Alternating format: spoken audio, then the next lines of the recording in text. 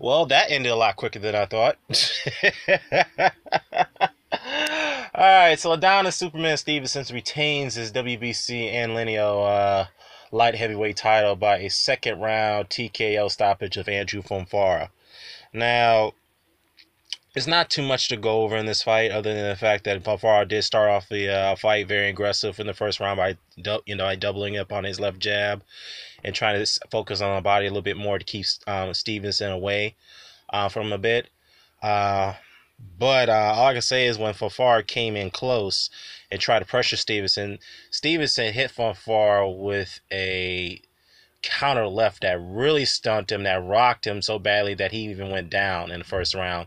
And then Stevenson followed up with the pressure by throwing the left leads, straight lefts, and then the left hooks, whatnot, to close the round. So, and yeah, Fonfara was hurt very badly, and Virgil Hunter in his corner was telling Fonfara, yelling at him, like, "Look, man, I know you're hurt, but don't throw any punches until you gather your senses and going into the second round."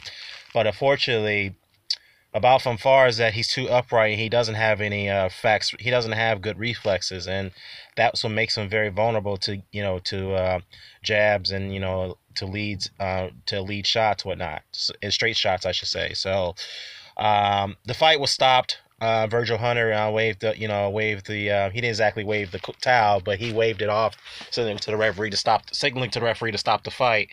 Fonfara didn't complain about the stoppage. He clearly knew he was hurt. He clearly knew he was outgunned.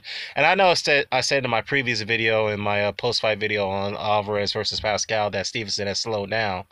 Now, he may have slowed down to some degree given his age and due to somewhat of his inactivity for a while.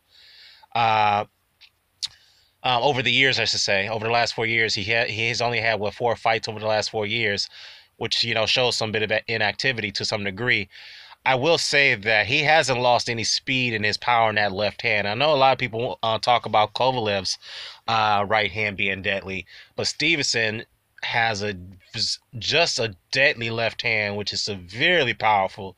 And it's like, wow, it's like it really, really stings and it paralyzes his opponent. So it's extremely dangerous.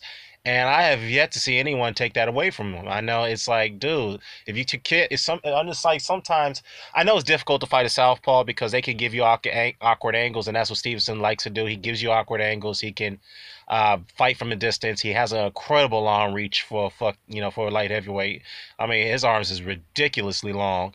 So yeah, it's like no one's been able to stop him, from throwing that left hand, because he does throw it in angles that you can't see him coming. So that's what makes him very unique as a fighter.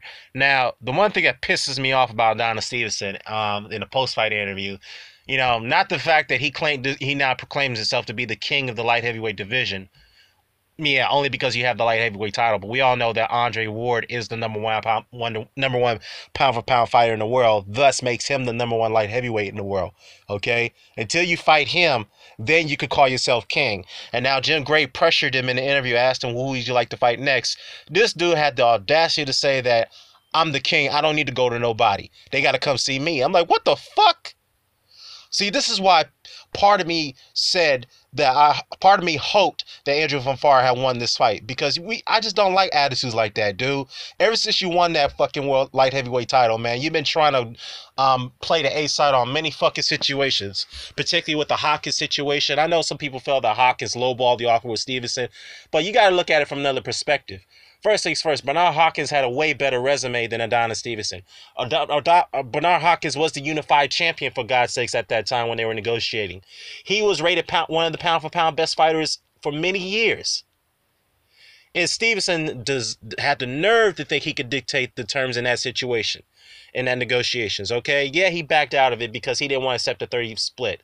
But then he tried to lowball. You guys want to talk about lowballs? Then he tried to lowball John Pascal, who also was a guy who was a bigger draw, who was much more popular than him. He tried to offer him a 30% split. So that's why that fight fell through. And then he's been putting off the Alvarez fight for the last 2 years, man. I mean, come on, man. This guy, literally, this is why I hope, again, I have to say, that's why I hope that in my heart that part of me hoped that Fonfara had won this fight. So now given his attitude and his approach, I don't think we're going to see a undisputed light heavyweight champion unless Adonis Stevenson somehow loses that title or vacates it. That's the only way I see it happening. Okay? Now, in my previous video, I did say that Eddie Alvarez must fight Adonis Stevenson next, and the WBC must mandate that fight. But if Stevenson somehow comes to his senses and say, you know what, I'm going to pursue the winner of Kovalev and Ward. Okay, even though he did call out Kovalev, who the winner of Kovalev Ward before this fight, and now he changes his tune and say that, well, I don't go to nobody. They got to come see me, man. Fuck you, man. But anyways, if he does come to the senses, then, you know, the unification fight for undisputed title should supersede the mandatory shot. But it's, again, based off his attitude, it doesn't seem like he's really very keen on taking on the winner of